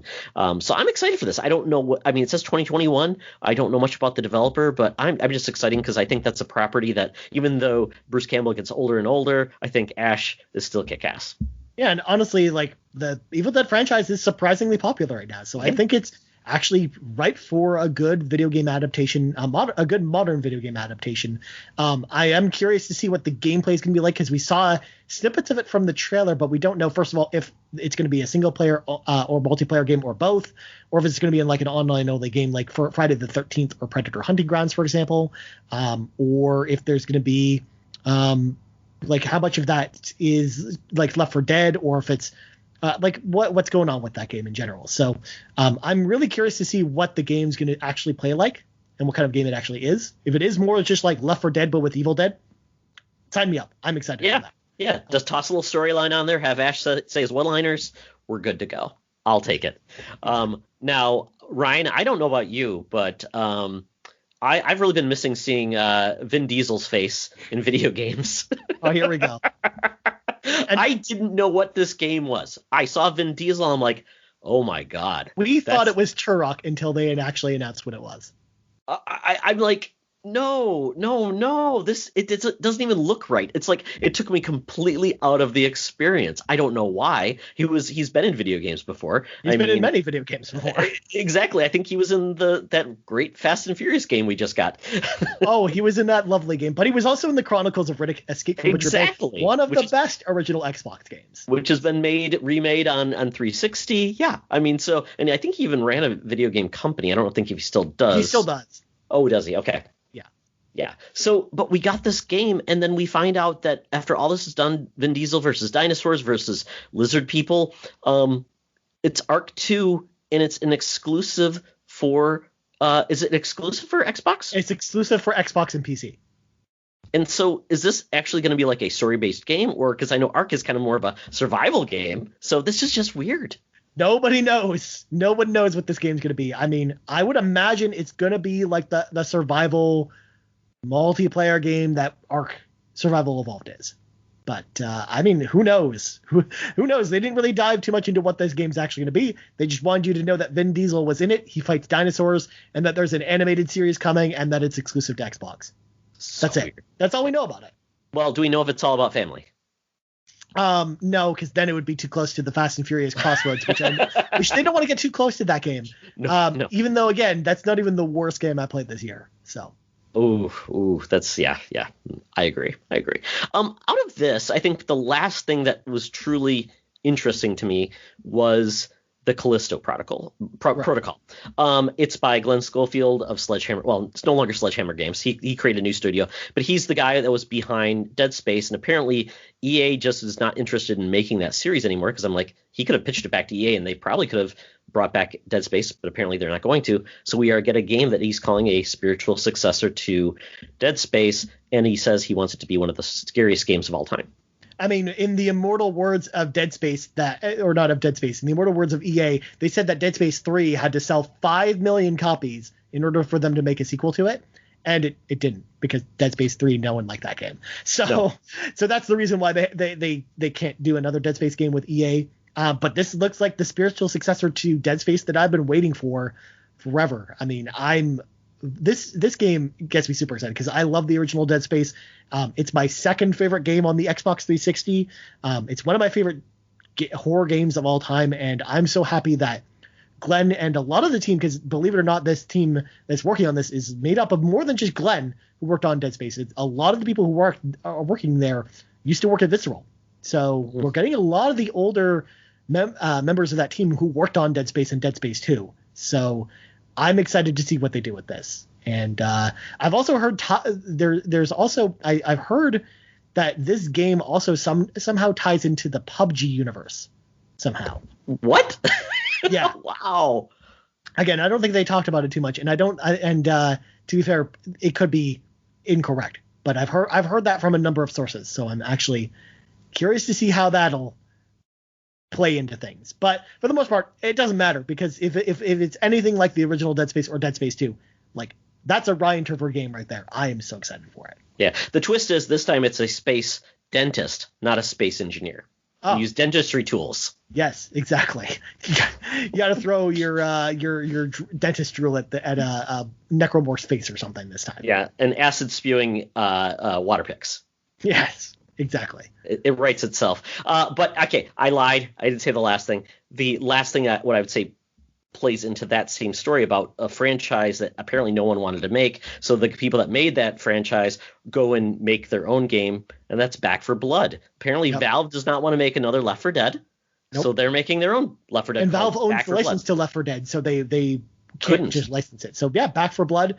Turtle Rock Studios back from beyond the grave after the post Evolve era of Turtle Rock Studios. But I'm so glad that they're back with I think the game that they probably wanted to do more than anything rather than Evolve. Like, Evolve was a good experiment, I think, but it just didn't really work out from the game department. But man, yeah, Back 4 Blood looks fantastic. Like, it looks like the spiritual successor to Left 4 Dead that we've wanted ever since Left 4 Dead 2 ended, I think. And Left 4 Dead 2 is still an amazing game today if you go back and replay it. So yeah, I'm actually really excited for this one. Again, lots of really interesting announcements from the Game Awards, or lots of new trailers. This one, you can definitely tell from the trailer too that this is probably the most complete game Oh, absolutely. that we saw at the Game Awards. Like this one, it looks like it's ready to go. And well, they we've been showed hearing about gameplay Back even for there. Blood. Yeah. Yeah, we've been hearing about Back for Blood for years now, so I'm finally glad that it's finally coming out next year, which is exciting. Was there anything else you were excited about? Last thing I want to touch on, I'm glad that you brought it up. Thank you, Todd. Is a game that is out nowhere anytime soon, and that's Mass Effect 4. Yes. That trailer gave me chills. I am excited for that, and I loved what they did with the trailer, because unlike the Dragon Age trailer that didn't really tell us anything about Dragon Age, this 30-second trailer of Mass Effect told us where they are going with the story of this, where you've got an older Liara with, if you look in the background, you can see out of focus a Krogan, a Solarian, and a Turian in the background. So it looks like we've got Garrus as well as Rex or Grunt, depending on which Krogan you've got there, looking for Shepard. And you also see some decayed ruins of a Reaper that's died. You also see in the space orbiting shots, you see a destroyed mass relay. Because, first of all, Todd, am I allowed to spoil the end of Mass Effect 3? I think you can. Okay. So spoiler alert for Mass Effect 3 if you care. But essentially, at the end of that game, you get one of three choices. And depending on your choice, the game goes a certain way. And it looks like they're taking the destroy ending as the canonical ending, because that's also the only ending where Shepard actually lives at the end, where Shepard actually basically takes a breath if you actually get enough resources from multiplayer to unlock that ending. And I thought that trailer got me so excited for Mass Effect 4, even though, again, it's probably years away. Like, that game is probably just entering pre-production, and the trailer just told us Mass Effect is not dead and is still coming. But man, I'm really excited for Mass Effect. Again, I love that it's not going to be a sequel to Andromeda. It's going to be a direct sequel to the past games, which is something I never thought they would do with the way that those games ended. And yeah, I was super excited to actually see that there. Even with all the stuff that we know is going on over at BioWare, I know they've had a lot of turnover, and with Casey Hudson leaving, for example, I'm a little bit worried about this game. But I'm glad at least what they've shown us for the story shows us that they've got a good first direction for where the story is going. So it gives me some hope that it's going somewhere. Whereas the Dragon Age trailer, I'm just like, I don't know what's going on with this game. When is it coming? Come on, guys. You have to make something, because we need something to wash our mouth out after some Well, you have to also forget they're also working on Anthem 2.0 at the same time, as well as they're doing all this other stuff. Yeah. So, and as well, like Austin, I know is working on some of this stuff, and Austin is still creating content for the Old Republic, the MMO. So, I mean, they can't work on everything themselves. So, yeah, who knows? Who knows what's going on with BioWare? But I thought that was a great announcement as well. I'm so glad you brought that up, because Mass Effect is my favorite series from last gen. Absolutely loved it. Not last, well, I guess last gen on 360. Yeah, I loved it so much. And I just love that universe so much. It's one of my favorite universes, and I think there's so much more to do with it. So I just love the fact that it's not going to be left behind. Hopefully, BioWare survives, and we do get that game. I can't wait.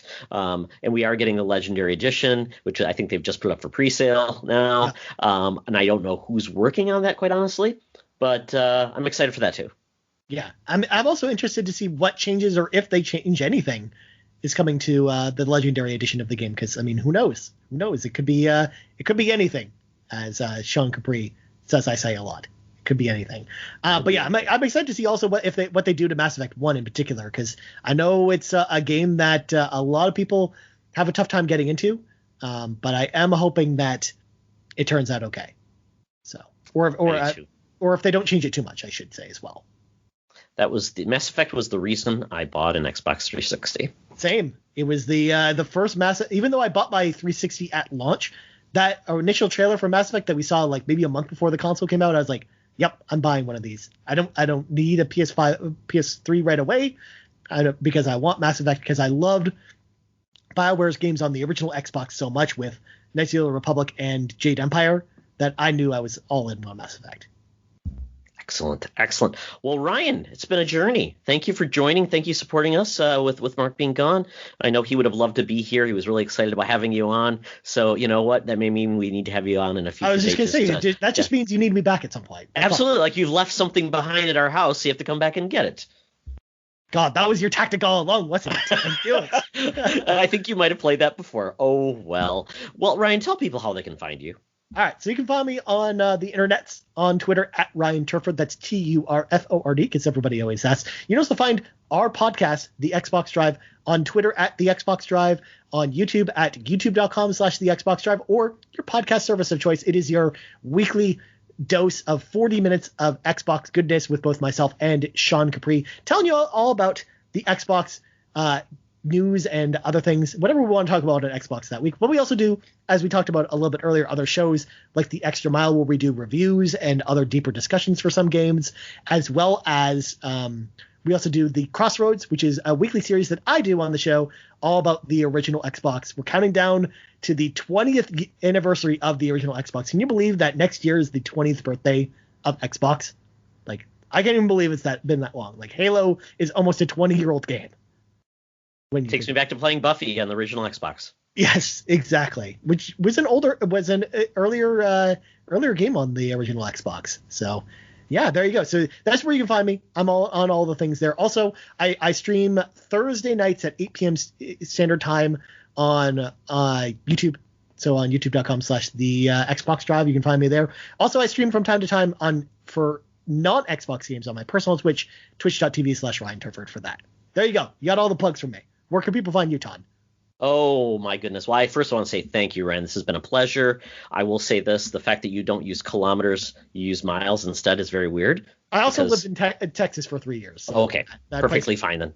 Yeah. But definitely check their stuff out. It's the only podcast I know that is partially done in a car.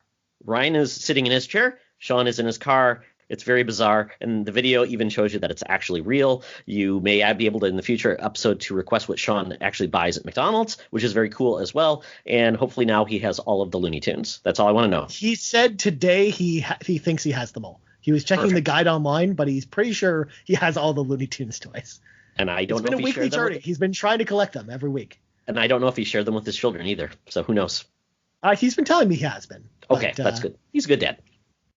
One would say. Yes, anyways, well, so thank you so much for having me. This was a lot of fun. I'm glad we got a chance to do this. This was a fun way to spend 2 hours on a Wednesday night. Perfect.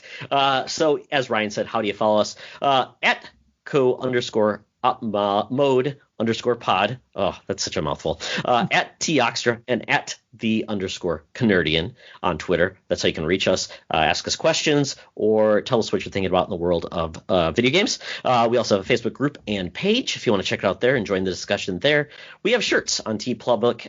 It's really fun. I've got a few. Some people have ordered them, so if you want to support that, and all the proceeds for those shirts go to help out sick kids, and that's through Charlie's cosplay group, where they go and they make sure sick kids get presents and things when they're in the hospital. Very good cause. And then obviously we have a lot of podcasts. The SF Network now has 4 podcasts. Star Wars, which is the Holocron Chronicles, which Mark and Charlie have started, which is monthly. Code 47, which is all about the world of Star Trek with Charlie and Alex. We have Secret Friends Unite, which is all about geek media, and of course Co-op Mode podcast. So hopefully you can enjoy that, and it's on podcast streams wherever you get them.